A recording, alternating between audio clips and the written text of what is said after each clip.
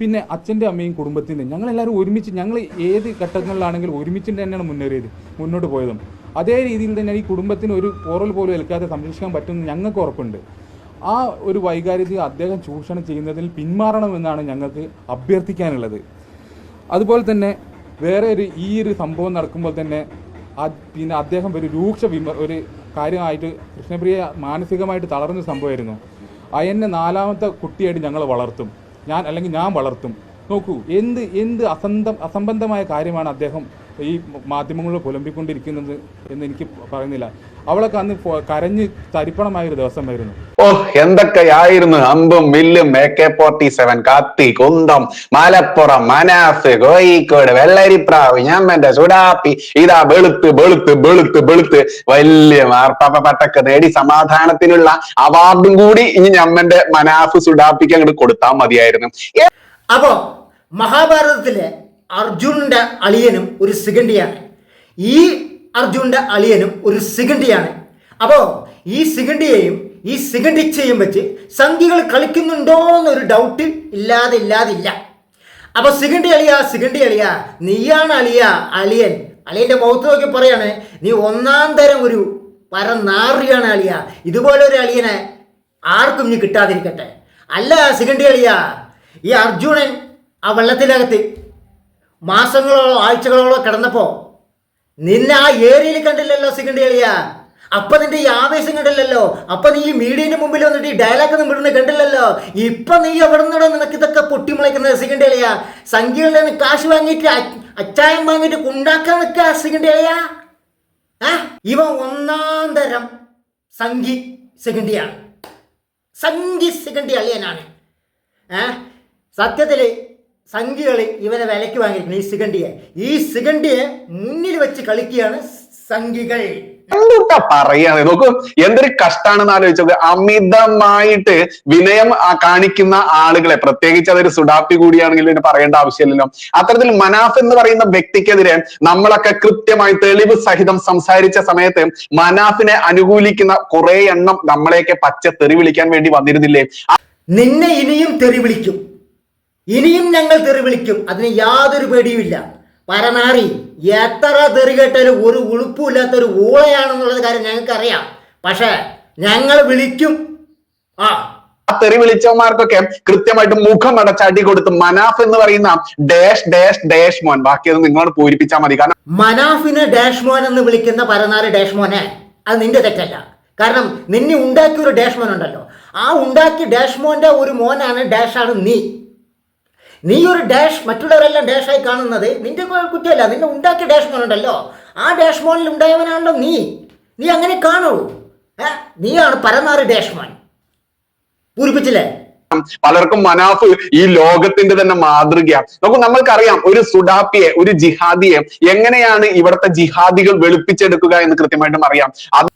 എടാ പരനാറി ഡാഷ് മോനെ, നിന്റെ മുഖഭാവവും നിന്റെ ആക്ഷനിലും അറിയാം നിനക്ക് നല്ലപോലെ കുരുപൊട്ടി ഒലിക്കുന്നുണ്ട്. നിനക്ക് മാത്രമല്ല, നിന്നെ പോലുള്ള സംഗീത തീട്ടങ്ങൾക്കൊക്കെ കുരുപൊട്ടി ഒലിക്കുന്നുണ്ട്, നല്ല പോലെ അറിയടാ. കാരണം മനാഫ് എന്നുള്ള ഒരു മുസ്ലിം നാമധാരി, പേര് തന്നെ മനാഫ്. ആ മനാഫ് ഇന്ന് മീഡിയ ഏറ്റെടുത്തു, ജനങ്ങൾ ഏറ്റെടുത്തു, സോഷ്യൽ മീഡിയയിൽ ഏറ്റെടുത്തു, കേരളത്തിന്റെ ഒരു താരമായി മാറി. പറയാനുണ്ടോ? സ്വാഭാവികമായിട്ട് നിന്നെപ്പോലുള്ള വർഗീയ വിഷങ്ങൾക്ക്, സംഘികൾക്ക് കുരുപൊട്ടി ഒലിക്കും. ആ കുരുപൊട്ടി ഒളിച്ച വിഷമല്ലടാ പരനാറി നീ ഇവിടെ വന്നിട്ട് ഈ തെറി വിളിച്ചുകൊണ്ട് ഛർദ്ദിക്കുന്നത്. പരനാറി നിനക്ക് മാത്രമല്ല കുരുപൊട്ടി ഒലിക്കുന്നത്, ആ അളിയൻ എന്ന് പറഞ്ഞ മറ്റവനുണ്ടല്ലോ, ആ സിഗണ്ടിക്കും കുരുപൊട്ടി ഒലിക്കുന്ന കാഴ്ചയാണ് അവൻ മീഡിയയിൽ വന്നിട്ട് കാണിക്കുന്നത്. കൃത്യമായിട്ട് മനാഫ് അത് ഉപയോഗിക്കുകയും ചെയ്തു. എന്തായാലും മനാഫിനെതിരെ അർജുൻ എന്ന് പറയുന്ന നമ്മുടെ പ്രിയപ്പെട്ട അർജുന്റെ കുടുംബം തന്നെ രംഗത്ത് വന്നിരിക്കുകയാണ്. നമ്മുടെ പ്രിയപ്പെട്ടതാ എന്ന് മുതലാണ് ഊള നിനക്ക് അവൻ പ്രിയപ്പെട്ടവനായത്? മനാഫിനെ കുറ്റം പറയാൻ തുടങ്ങിയപ്പോ സംഘി നിനക്ക് പ്രിയപ്പെട്ടവനായി. എടാ, ഒരു മുസ്ലിമിനെ ആര് കുറ്റം പറയുന്നോ അവരൊക്കെ നിന്നെ പോലുള്ള ഊളകൾക്ക് പ്രിയപ്പെട്ടവരാകും. അതറിയടാ നാറി. അതേ മറിച്ച് ആ അളിയൻ പറഞ്ഞ സിഗണ്ടി ഇനി മനാഫിനെ സപ്പോർട്ട് ചെയ്ത് പറഞ്ഞിട്ടുണ്ടെങ്കിൽ പരനാറി ഈ സോഷ്യൽ മീഡിയയിൽ വന്നിട്ട് നീ നമ്മൻ്റെ ഒക്കെ പ്രിയപ്പെട്ട എന്ന് പറഞ്ഞാണല്ലോ അവനെ നീ തെറിയും വിളിക്കും.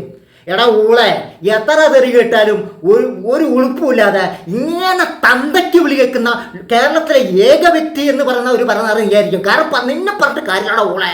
കാരണം നിന്നെ ഉണ്ടാക്കിയ ആ ഡാഷ്മോനെയാണ് പറയേണ്ടത്. ആ ഡാഷ്മോൻ എന്തിനാണ് ഇങ്ങനെ ഒരു ഡാഷ്മോൻ ഉണ്ടാക്കിയിട്ടത്?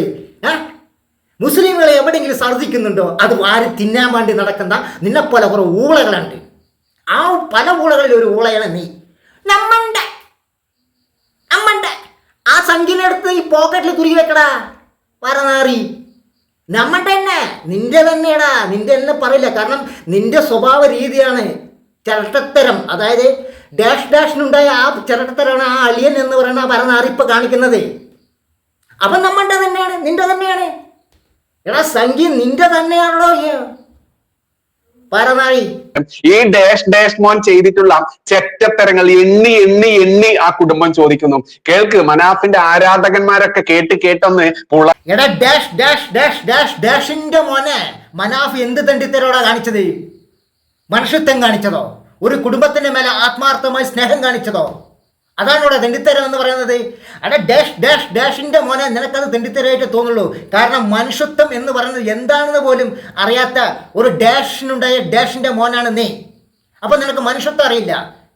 അതുകൊണ്ട് നിനക്കൊക്കെ അത് തെണ്ടിത്തരമായിട്ടേ തോന്നുള്ളൂ. അപ്പോൾ നമ്മൻ്റെ അളിയനുണ്ടല്ലോ, അതായത് ഡാഷിന്റെ മോൻ എന്ന് പറയുന്ന നമ്മൻ്റെ അളിയൻ, ആ നിന്റെ അളിയൻ കാണിക്കുന്നതും ആ ഡാഷ് മോൻ്റെ പരിപാടിയാണ്. നന്ദി എന്താണെന്ന് അറിയില്ല, മനുഷ്യത്വം എന്താണെന്ന് അറിയില്ല. അപ്പോൾ രണ്ട് ഡാഷിന്റെ മക്കളും കൂടി ഒരുമിച്ച് കൂടിയപ്പോൾ ആവേശം മൂത്ത് കാണും. എടാ ഡാഷിന്റെ മോനെ, ഞാൻ ഒരു കാര്യം പറയല്ല, മനാഫ് കാണിച്ച ആത്മാർത്ഥമായ സ്നേഹം, മനുഷ്യത്വം നീയൊക്കെ കുനിഞ്ഞു നിന്നാൽ പോലും നടക്കാൻ പോണില്ല. നിന്നെ കൊണ്ടൊക്കെ ചെയ്യാൻ കഴിയും. മനുഷ്യന്മാരെ എങ്ങനെ തമ്മിലടിപ്പിക്കുക, എങ്ങനെ ചുകര കുടിക്കാൻ കഴിയും എന്ന് 24 മണിക്കൂറും ചിന്തിച്ചിരിക്കുന്ന ഡാഷിന്റെ മോനെ, നീ ഇതേ പറയൂ. അപ്പോൾ നീ ഡാഷിന്റെ മോനും നിന്റെ നമ്മൻ്റെ അളിയനായ ഡാഷിന്റെ ആ മോനോടും പറയാനുള്ളത് ഇതിനൊക്കെ നിനക്ക് അനുഭവിക്കും. മനാഫ് എന്ന ആ മനുഷ്യത്വം കാണിച്ച ആ വ്യക്തി ഇപ്പം അനുഭവിക്കുന്നതാണ്.